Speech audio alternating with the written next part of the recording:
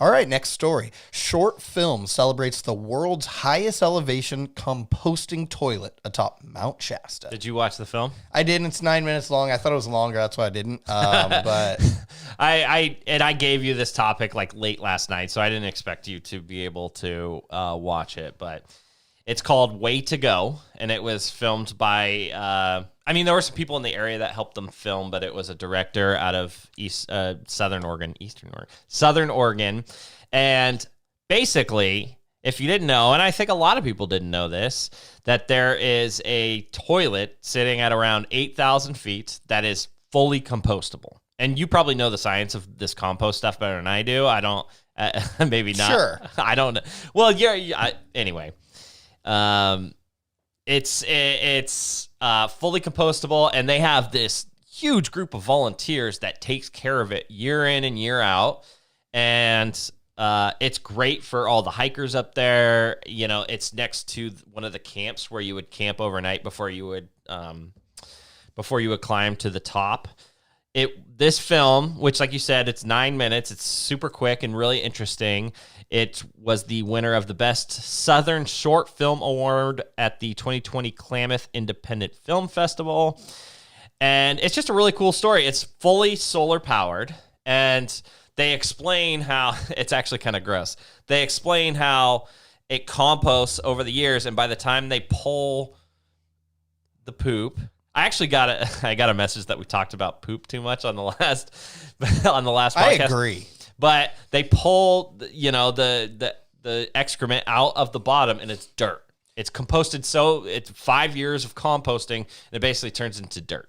So it's a fascinating story, and it's really cool that it is the highest elevation composting toilet in the world. Yeah, one of the things that the big reason for this is that as outdoors people, we have this philosophy of, leave no trace, leave the place cleaner than, you arrived. And one of the hardest things with that is people having to go to the bathroom. It's something that happens to every single person that climbs Mount Shasta. There's really not, it takes too much time to do it to not have to go to the bathroom one way or another. So I love the idea. I don't understand. So I understand composting as, like in culinary school, so there's a lot of food waste in the world when you're. That's why I thought you knew about it. But so there's different. So when in culinary school, let's say you're cutting an onion. When you cut an onion to use to cook, there's a lot of scraps. Those scraps have carbon in them. They have things that can be contributed back to the environment. And so instead of throwing them away, if you put all of that food waste and all of that compostable material together, it's a very healthy environment for other living things. So that's why you see manure sprayed on fields, because there's a lot of nutrients in that's really good for the ground. And it's the same here. I don't know how it's done with excrement, whatever the hell you want to call it. But, we don't want to say poop anymore. And honestly, when I saw that it was solar, that really was something that really, what is that?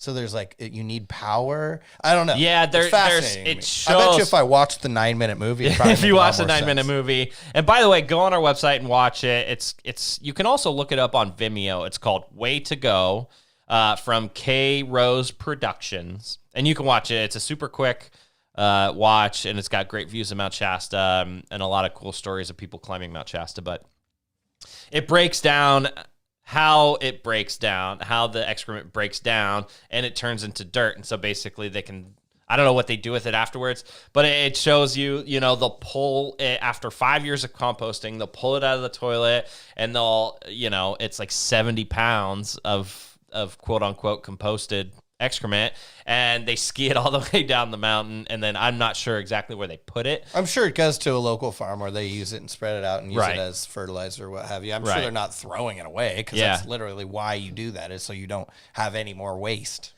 My question is that it claims, it sort of claims to be the highest elevation composting toilet in the world. Do you believe that?